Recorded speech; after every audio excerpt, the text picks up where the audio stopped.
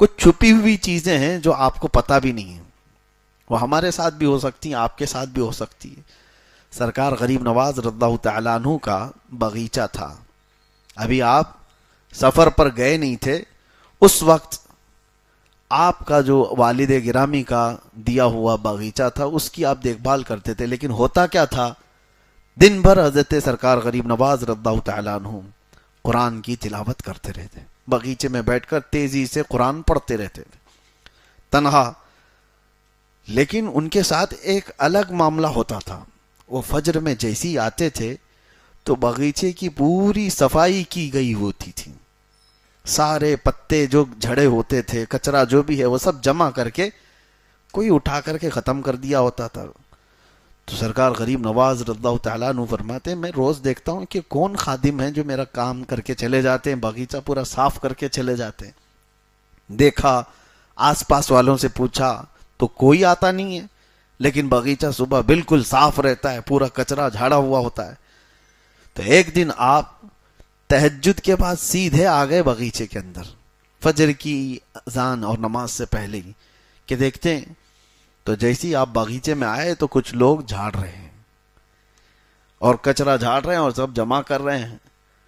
تو سرکار غریب نواز پہچان لیے کہ کچھ لوگ ہیں ابھی میرے باغیچے کے اندر۔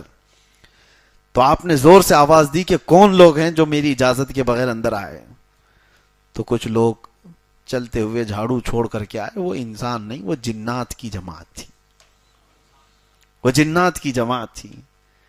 قریب آ گئے اور کہا سرکار غریب نواز رضی اللہ تعالیٰ عنہ سے ہم ہیں جو یہ صاف کر رہے ہیں۔ تو آپ نے پوچھا کہ میرے باغیچے کی یہ خدمت کس لیے کرتے ہو؟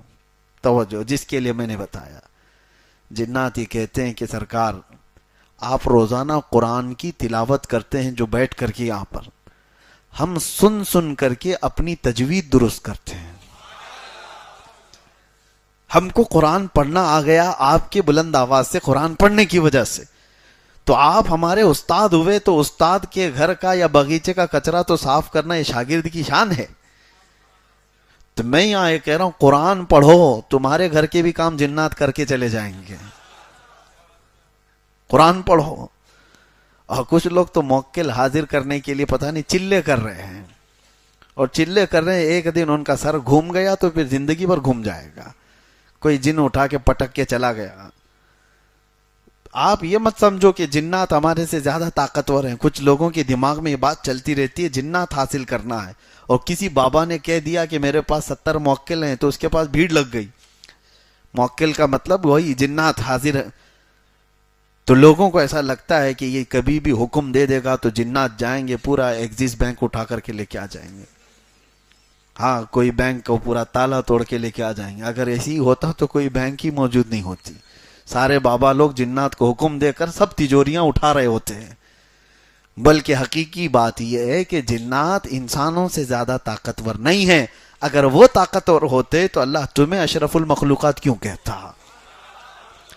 اللہ تبارک و تعالیٰ نے انسانوں کو اشرف المخلوقات بنایا، اور وجہ یہ بھی ہے کہ اللہ تعالیٰ تمہارے سر پر تاج کرامت رکھا ہے، تو جنات سے افضل ہیں۔ لیکن بیچ میں نے بات اس لیے کی کہ آپ قرآن پڑھو گے تو جنات جیسی مخلوق بھی انسانوں کا ادب کرتی ہے۔